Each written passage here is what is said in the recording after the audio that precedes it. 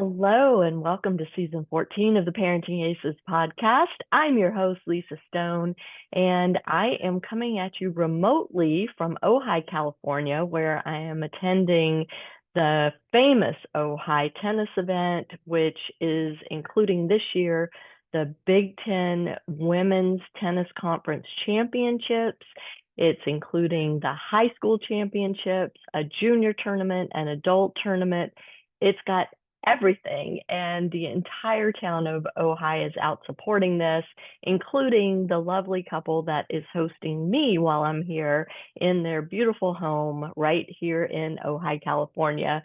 So I'm holed up in my room up here to record this episode with Chase Hodges of Universal Tennis. And it's been a minute since I've talked to anyone at Universal about what's going on with their ratings, with their competitions, and what's in store for both junior tennis and college tennis as it relates to Universal Tennis, UTR, as you guys know it. So I'm super excited to have Chase on and pick his brain a little bit. Of course, I get all the email updates and see all their social media, but sometimes it's good to get it straight from the horse's mouth. And Chase Hodges is the best guy to do that for us here at Parenting Aces.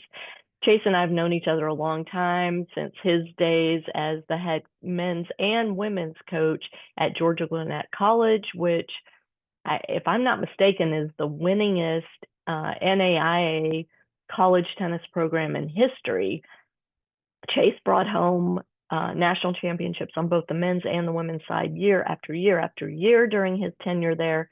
And now he has moved on to this position with Universal Tennis and couldn't have a better person in that role. So sit back, relax, and enjoy my conversation with Chase Hodges of UTR. Chase, great to see you. You're in my old stomping grounds of Atlanta, and so grateful for you taking time to come do this again. It's been a minute. It has, and always appreciate everything that you're doing for junior tennis and parents and just the entire tennis ecosystem. So anytime I can get on with you, love to have the opportunity. So excited to be here today. Yeah, well, back at you for all that. And I'd love to get started by having you just explain to our audience what your position is at UTR Sports. And it's not Universal Tennis Rating anymore. It's not Universal Tennis anymore. It is officially UTR Sports. Yes, UTR Sports, and I am senior vice president at the company, and it's hard to believe, Lisa. It seems like I was coaching not too long ago, but it's been 3 years now. So time flies, and with my role as senior vice president, I'm in charge of the high school division, the college division, the pickleball division, the Flex Leagues division, and also oversee our global clubs division, which is our domestic and international clubs in terms of having those providers on our platform to run events. So got a few different areas there. Oh, I love that. And, Yeah. People that have been watching or listening to this podcast for a while are very familiar with you guys. And UTR started as a rating system for players, and it has morphed into this massive player in the tennis world, not only rating junior players, league players, professional players, college players, and now college, y'all are releasing college team ratings.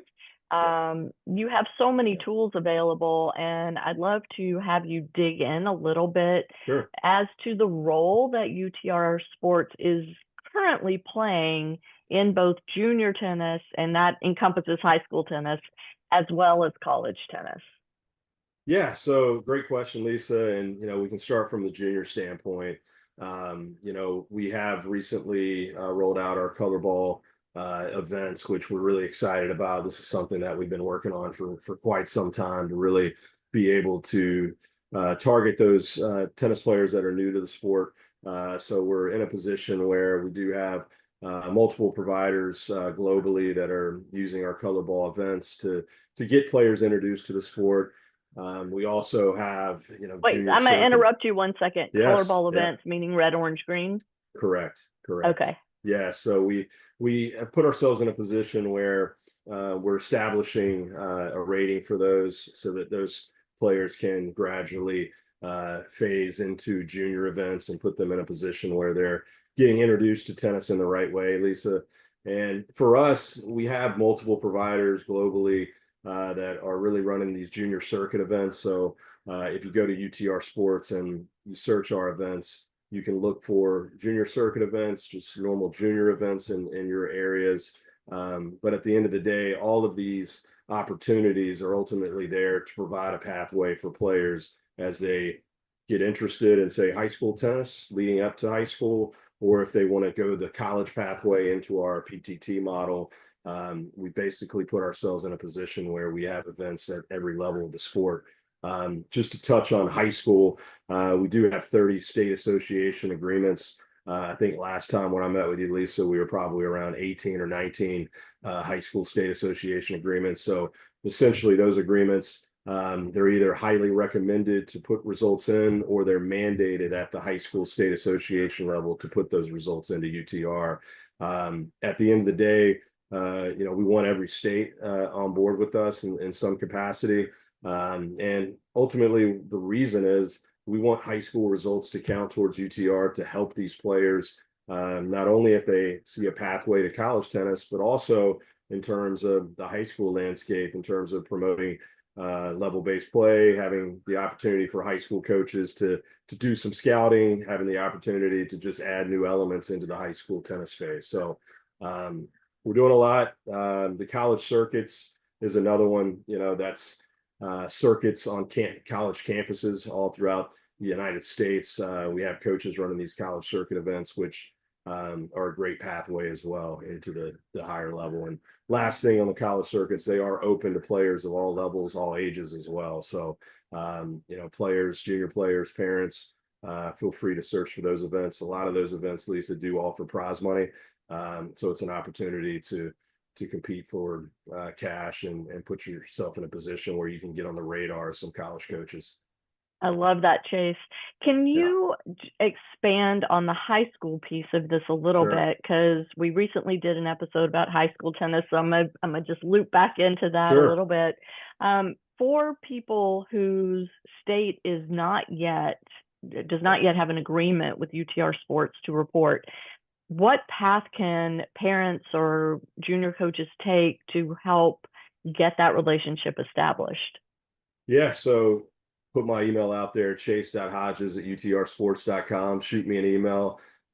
We do have a high school division team, Lisa, within UTR Sports, but they can start that contact with me.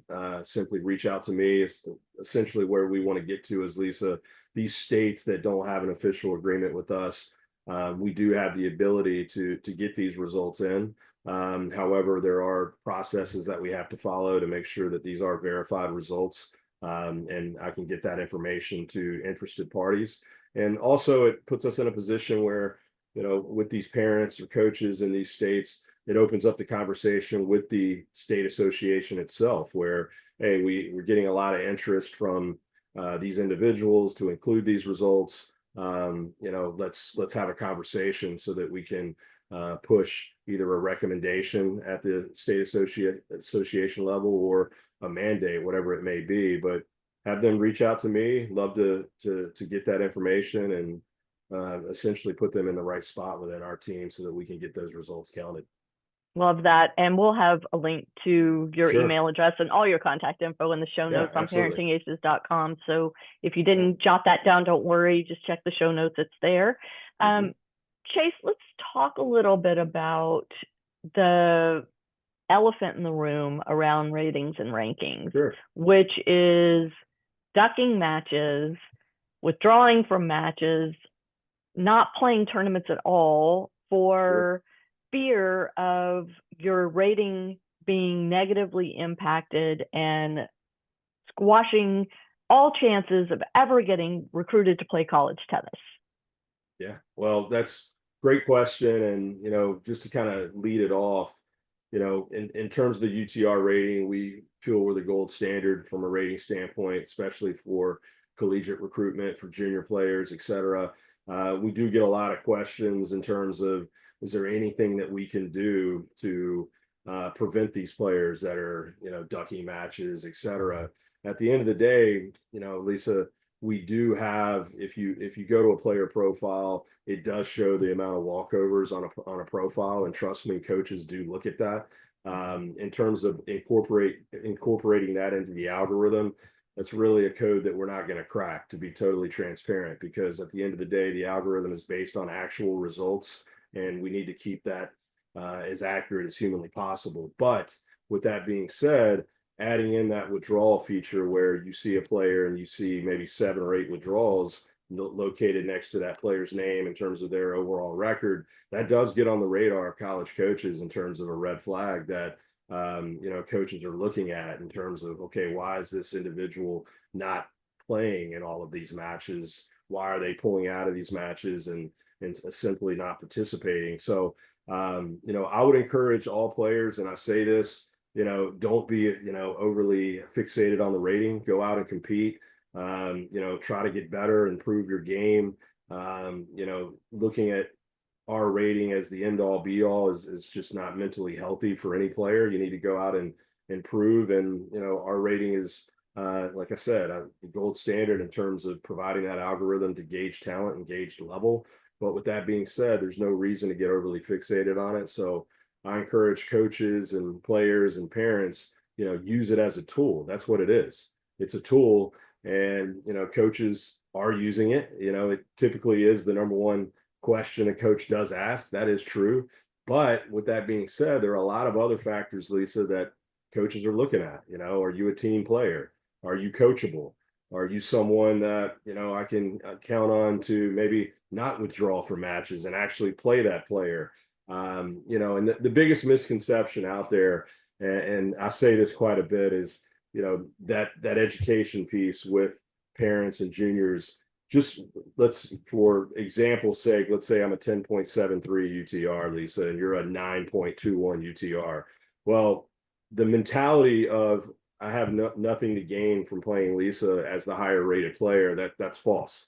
I should play that match because, Lisa, if I beat you in relatively, let's say routine fashion, 6-2, 6-1, well, guess what? My rating is going to go up, even though I'm playing you as a lower rated player. So you still have a lot to gain in these matches if you are a higher rated player. You don't, this mentality that you have nothing to gain is false.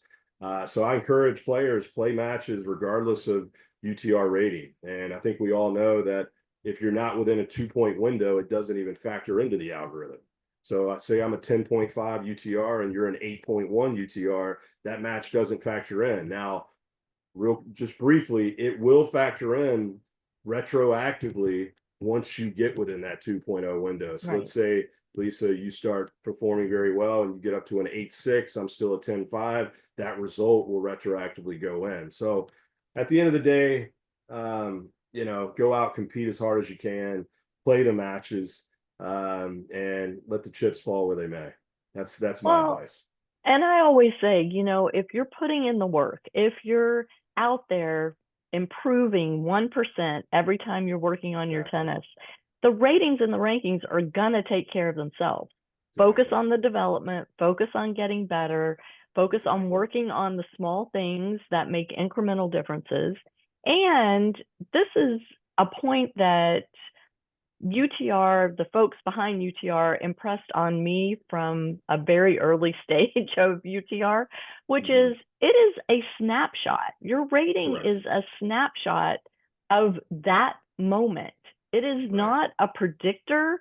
It's not a ranking. It is simply a snapshot of how you are in comparison to your peers in that moment. And so if you're coming back from injury, maybe your UTR is going to drop a little bit, but that's because you're not at your best yet. You're still working back to that level. And as you continue to compete and as you continue to get better, the UTR will reflect that. Absolutely. I mean, you said it best. And, at the end of the day, it's a rating. That's what it is. It's a numeric value. It's an algorithm. And, it's essentially used as something for coaches or tournament directors, anyone in the tennis industry, to be able to have a starting point. And that's where it's at its most valuable. I think that my best advice is just don't overanalyze the rating. Go out and compete, have fun, and at the end of the day, like you said, the results will take care of themselves. So parents, if you're listening, encourage your child to go out and compete regardless of rating, ranking, whatever it may be, because at the end of the day, that's getting extra matches. I would say, Lisa, is the part that no one actually ever talks about. Everyone always talks about rating. Everyone talks about ranking per se. Well, how about you just increase your match count? The higher the match count, the more likely you are to improve. So, as a parent, maybe, hey, I want my son or daughter to get maybe 10% more matches this year, give them more opportunities to compete. Because typically the more you compete, then the more you improve, and everything else will take care of itself. So just wanted to throw that out there as well.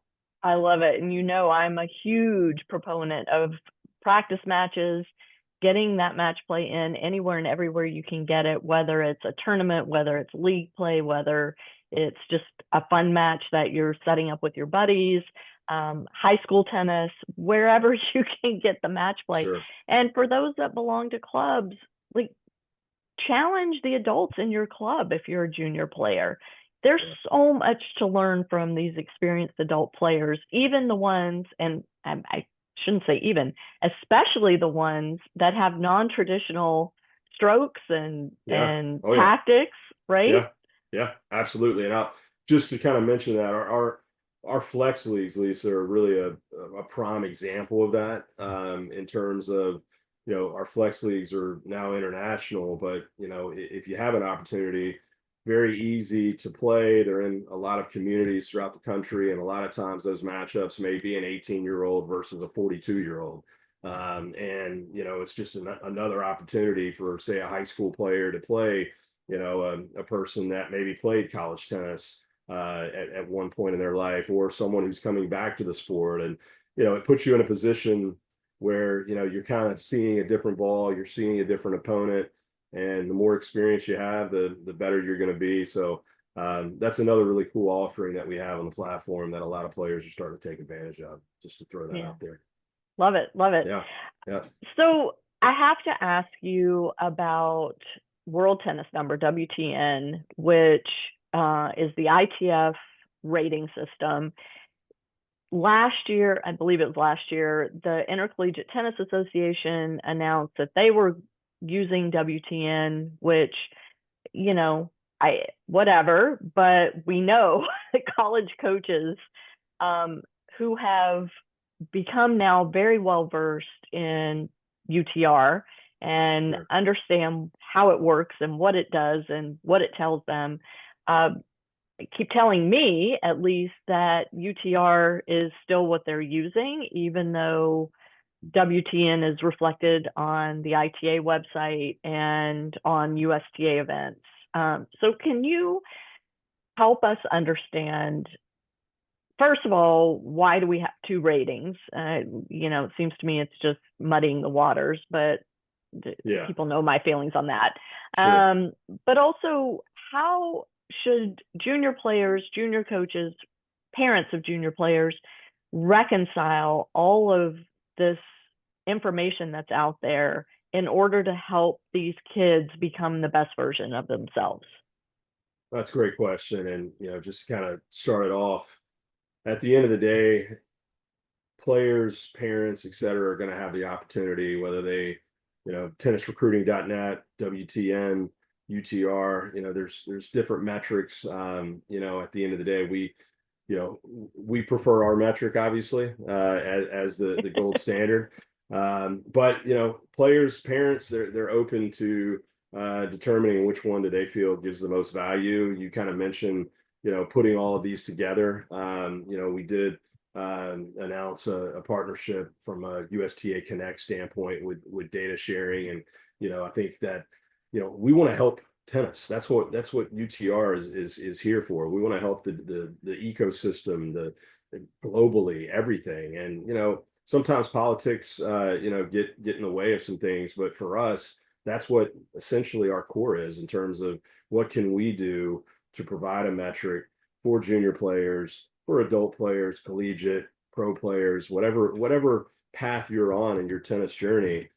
We want to be able to give that metric to you in a way that this is just another option that provides you phenomenal metrics and analytics. Because at the end of the day, a lot of people talk about, ITF, USTA.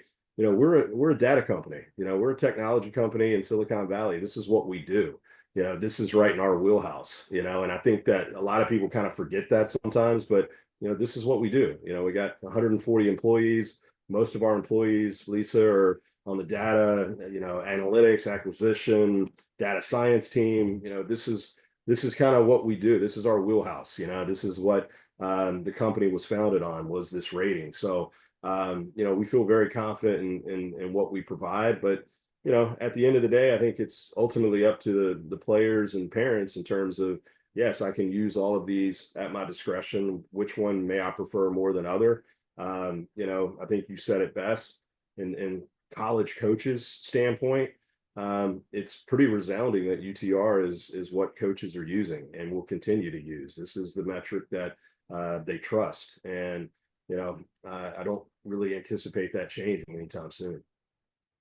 So things have kind of smoothed over in terms of UTR getting data from USTA events, because when that relationship first was announced, there was all kinds of stuff going on. You would, well, maybe you would believe the emails I was getting during that time of like, oh my God, my kids' results aren't being reported. They're not showing up. I can't.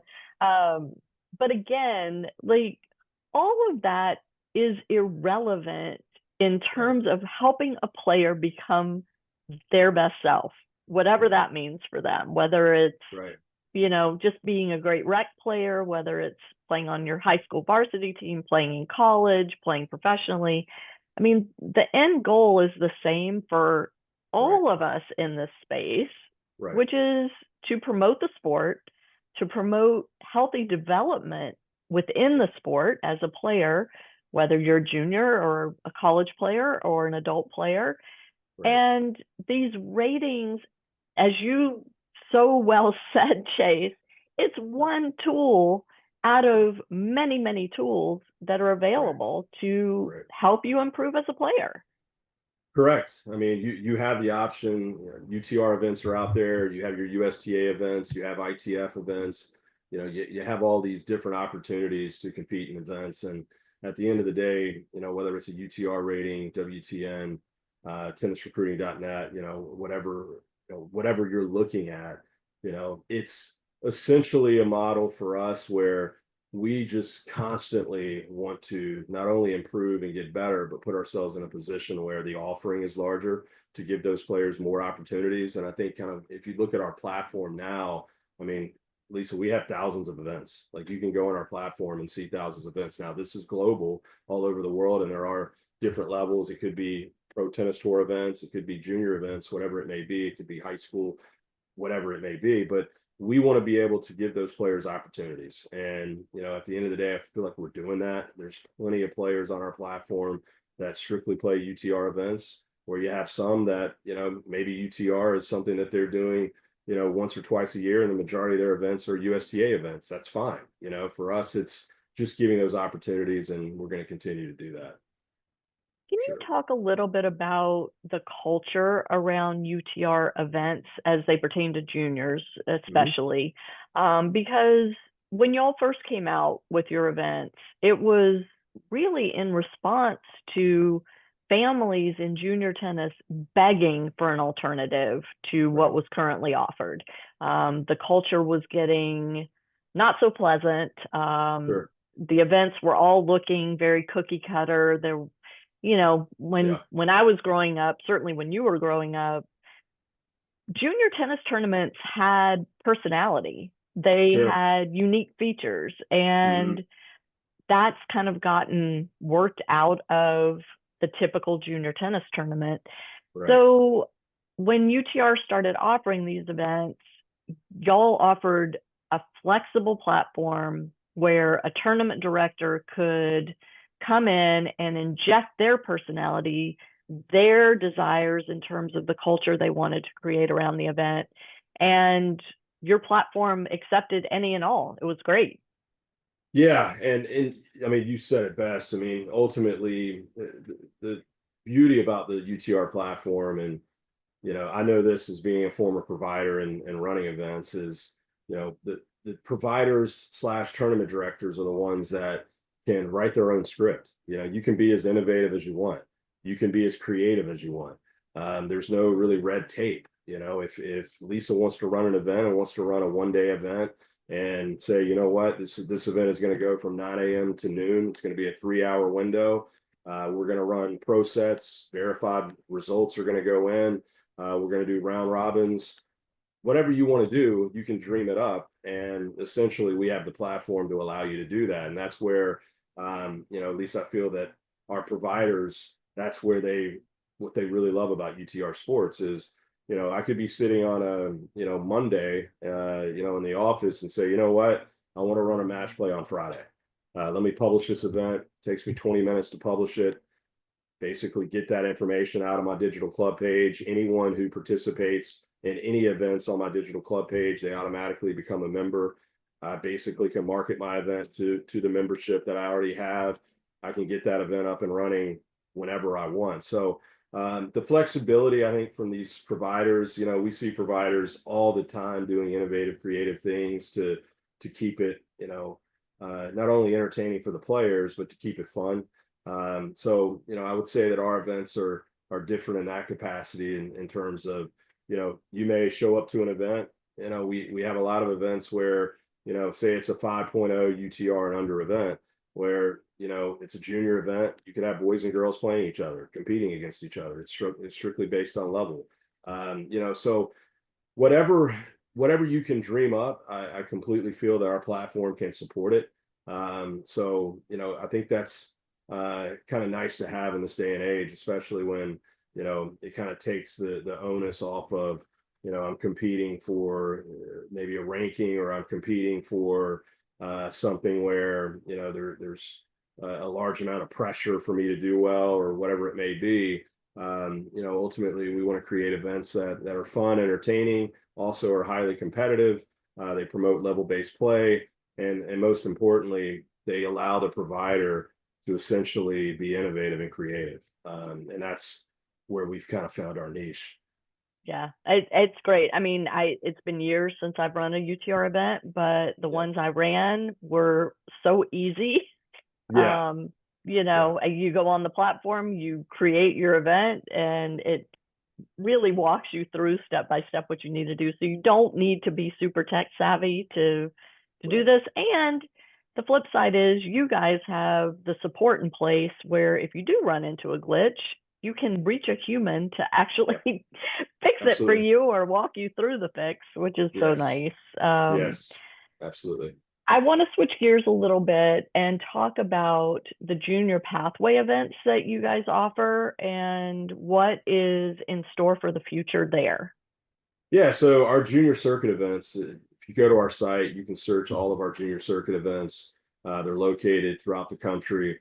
We do have providers that are running their own junior events in their specific locales.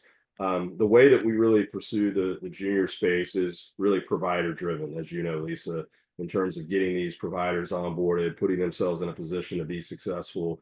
And one of the things that we've started to do, which is really entertaining and creative and fun, is we've started working with providers.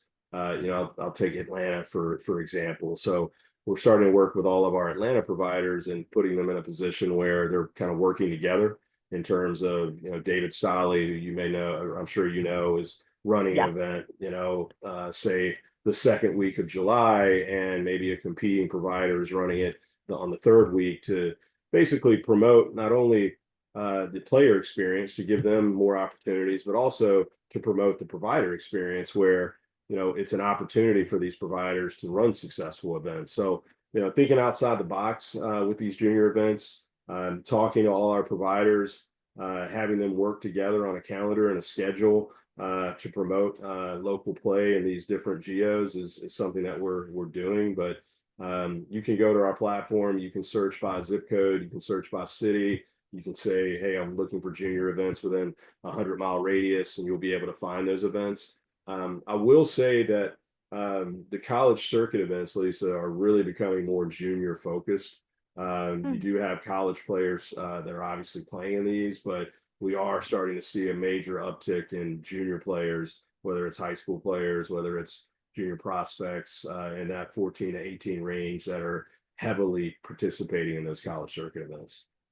And talk about the value of that, because I've talked about it a lot, but it's great to hear it from a former college coach and someone who's intimately involved in these events. Yeah. So, the cool thing about it is you're competing on a college campus. You're essentially putting yourself on the radar of maybe that host coach or other coaches that could be watching. The beauty about it is the way that the events are set up is they are based in terms of level based from a standpoint of promoting level based play. So let's say 64 players sign up. The top 32 by UTR may be in the A flight, 33 to 64 in the B. So you're in a position where these providers are promoting level-based play as best as they can to make sure that the matches are competitive. But at the end of the day, a lot of these events now you're starting to see, I'm sure you've seen is our PTT events, which these college circuits are the perfect segue.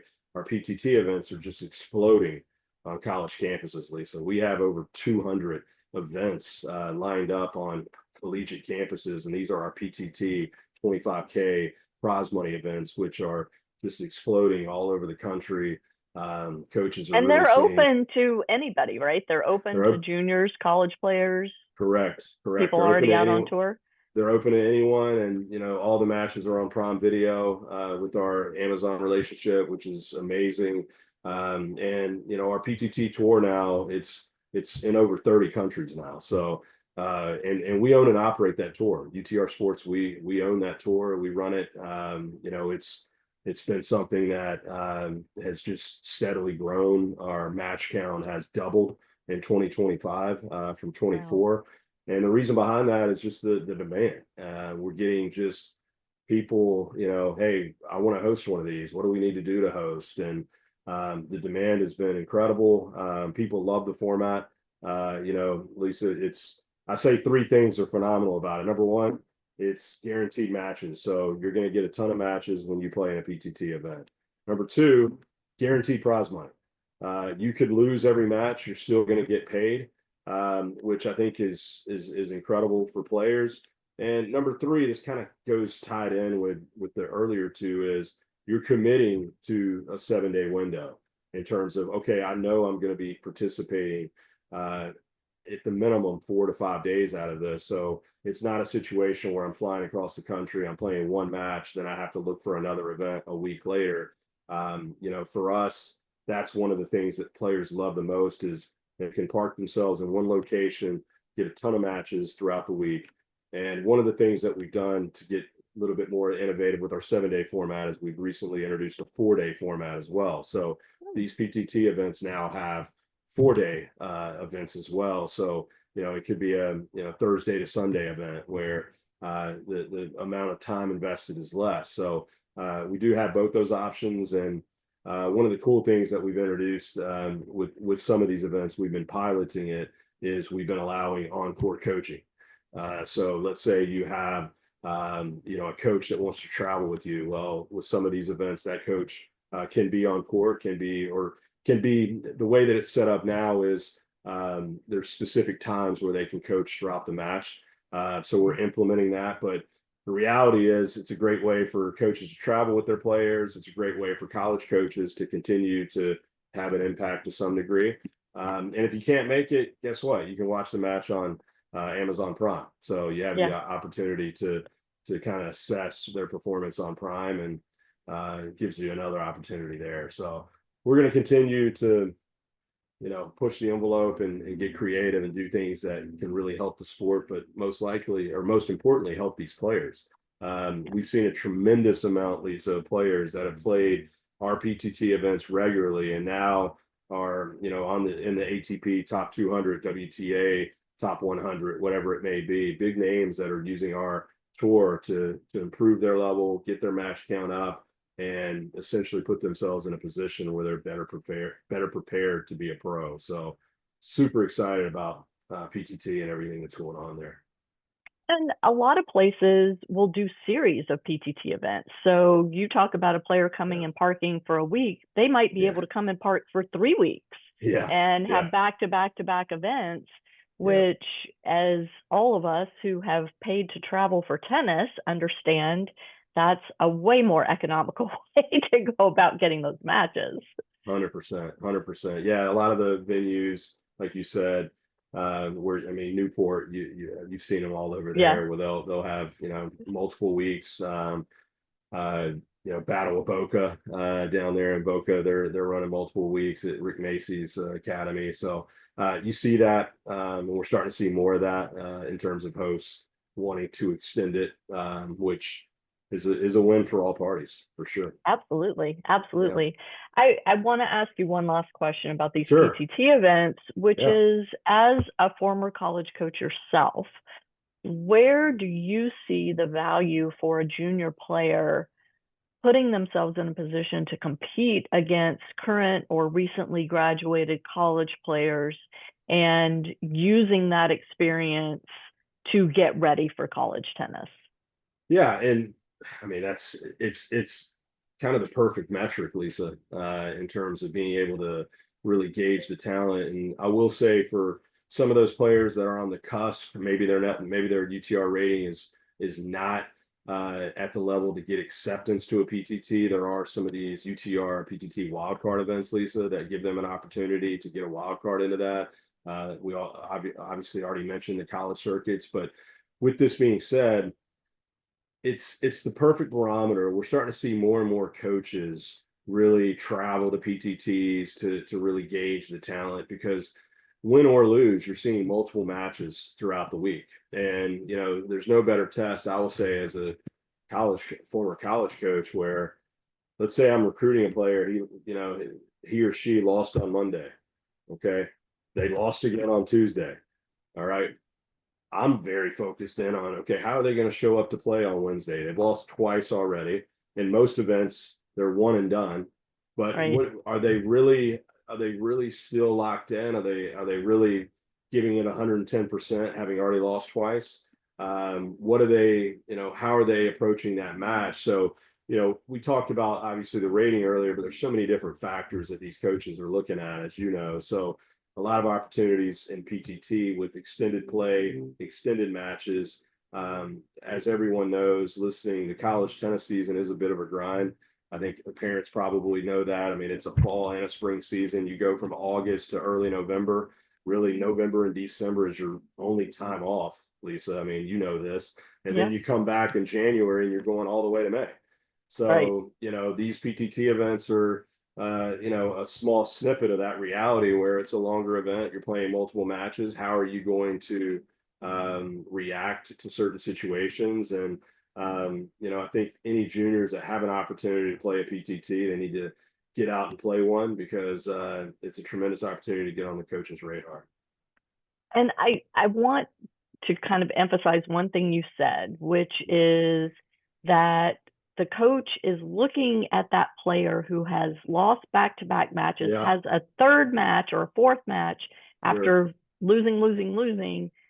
What is their attitude? What is their preparation? What is their energy level? What is their desire to get out there and compete again?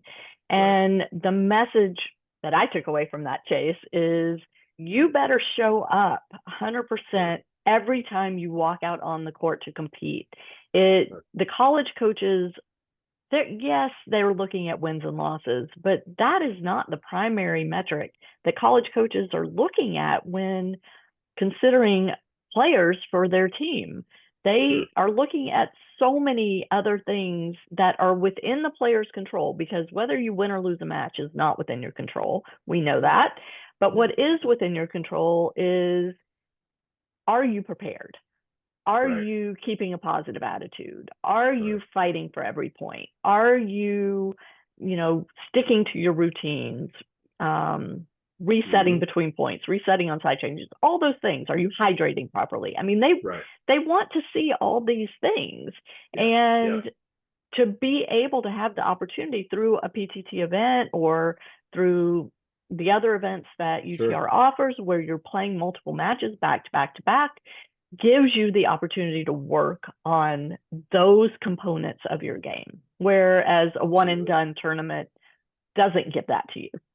Correct. No, I mean, you nailed it. I mean, I think that there's three elements that, outside of the actual result that every coach out there is really going to be focused in on. You touched on attitude. Attitude is everything. These players, these coaches are looking at how are they dealing with adversity? How are they coming back, after a loss? That's a huge one. The second one is you can still get an opportunity, even if it's a singles event or an individual event, in terms of what type of teammate are these players going to be, because that's a huge component that coaches look at Division I, Division II, Division III, NAIA, junior college, whatever division it is. What kind of teammate are you going to be? Are you going to be someone who is supportive and puts the team before yourself? Because ultimately, that's what every coach wants. They want someone who's going to put the team first. And really, the final piece of this that I think is very important for parents to really, grasp a hold of is these junior players. They need to be the ones that are doing the outreach to the coaches. They need to be the ones that are. Thank you for that. right. That are initiating a conversation or initiating the email. I can tell you, I had some phenomenal parents of in 25 years of college coaching. The parents of my players. You coached for 25 years? I did. I didn't realize it was a long. 25 years. Okay. Yeah. You don't look that old. Well, I'm 48. I'll be open. So basically 25 years. I had some amazing parents. And one of the things that I can say that I learned from that time was the ones that allowed their child to initiate were the ones that typically were best prepared when they finished college. And, and when I say that is, I have two kids. I know, being a parent, is difficult. It's not easy, but, let these kids find their way and let them, do some things on their own. Don't be a helicopter parent. And I'm telling you, things will work out positively if they can essentially lead their own path. And when I say lead their own path, I mean let them initiate, talk to these coaches, talk about themselves, be open and honest, and give these coaches a full view of the type of player they're truly getting. That would be my best advice for parents. I love that. That's perfect advice. It fits in 100% with the advice that I am constantly giving here.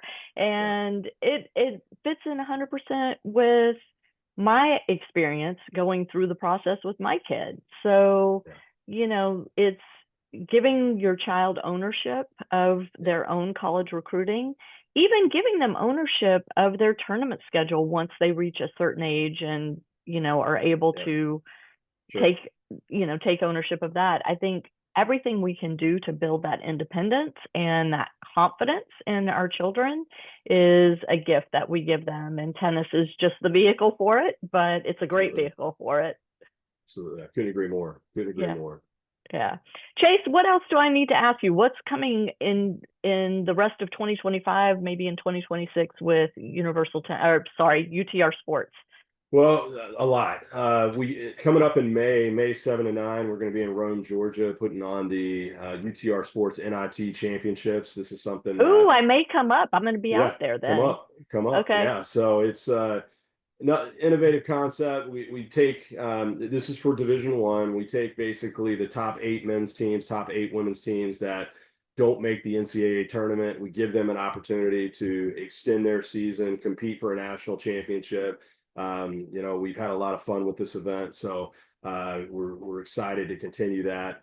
So that's coming up here in a few weeks. We did announce our PTT Summer Slam on college campuses, which We have phenomenal hosts and venues with the national championship culminating in San Diego, but you can check out our calendar. We got tremendous hosts from University of Georgia to Tennessee, all over the country that we're really excited about to get on board with our PTT Slam. We are the title sponsor coming up in May, the NAI National Championships presented by UTR Sports. We're the title sponsor for that event, so super excited to up the profile of NAI tennis and help those student athletes in whatever way we can. And then in addition, one of the things that we're continuing to do is, and I think you saw it, is we put on the UTR Collegiate Championships at BMP. We did that in March. We're going to be preparing for more and more events as we get into the fall. We own and operate another collegiate championship. It's the UTR NAI National Singles Championships. We're putting that on. We want to put ourselves in a position, Lisa, where we are helping every facet of college tennis. So being able to, help junior college tennis, Division III, Division II, NAI, Division I. We want to really spread the wealth in terms of opportunities for all 5 levels, because I think all of our viewers know with NIL and the changing landscape of collegiate sports, we're going to do all that we can at UTR Sports to help collegiate tennis in whatever way humanly possible, but do it in a way that supports all programs. What can we do to just increase that profile for all programs out there? Because it's certainly a concern that I think every individual needs to take seriously to make sure that college tennis is healthy and going to be able to survive maybe turbulent times. Yeah, great. I love that. And yeah, we just recently heard of 2 more colleges cutting their tennis programs. And, this stuff is real, and it affects players. It affects families that have invested time and money in preparing to play college tennis. We want as many programs out there as possible. With roster limits looming and all of these other things, we want to make sure that every kid that wants to play college tennis has a place to play. And parents, as always, I encourage you to look beyond the name brand schools. Sure. There are some amazing coaches, programs, educational opportunities, and even scholarship opportunities for your kids that are at schools that you may never have heard of or may never have considered. So widen the funnel. Yeah, and you've done a tremendous job the past few years in terms of promoting that angle, Lisa. And obviously you and I are fully aligned there. I mean, there's so many different opportunities out there that maybe a lot of these parents really aren't aware of. And to your listeners, when you share my contact, feel free to reach out because we can give them further insight in terms of who these programs are, if their son or daughter could be a good fit, whatever it may be. We have a great relationship with the college coaches, and we definitely want to put them in a position and the parents in a position where the education is out there so that they're fully aware of all these opportunities. Because sometimes it still exists today, Lisa, where believe it or not, maybe it's a junior college program or NAI program where some scholarships are out there and they may not even get utilized. I know that's hard to believe in this time and age, but sometimes there's some opportunities out there that maybe a parent doesn't know about, and whatever we can do to bridge that gap and assist, we'd love to do it and make sure that they're fully weighing out every opportunity out there. We can help. That is an amazing offer, Chase. Thank you. I hope all of you guys that have kids that are in the recruiting pipeline right now heard that and will take advantage, because Chase is one of the most well-connected people out there in terms of the college tennis world. He knows all the coaches at all the various levels at all the schools, men's and women's, because he coached both. And take advantage of that. That is a huge gift. So thank you, Chase. I appreciate it. No problem. And again, I'll have Chase's contact info in the show notes on ParentingAces.com. So definitely reach out to him. Chase, thank you so much. It took us a minute to get this organized. You and I both had stuff come up, but so grateful to you for taking time out to chat with me and to share what's happening with UTR Sports with our audience, and just to help clarify, some misconceptions that are out there. Absolutely. No, I appreciate you having me on. Certainly love what you're doing for junior tennis and parents. And, I'm a frequent listener. So I'm always trying to stay in the know of everything that your listeners need to hear, et cetera. And, whatever we need to do to help along the way, we're here to help. And certainly appreciate you having me on. And let's get back on here maybe near the end of the year again so we can get more updates. I certainly appreciate it, though. Love it, love it. And hopefully I'll see you in Rome in a couple Yeah, weeks. yeah, And come on out. yeah, thanks so much to my listeners. Thank you so much for tuning in. We'll catch you next time on Parenting Aces.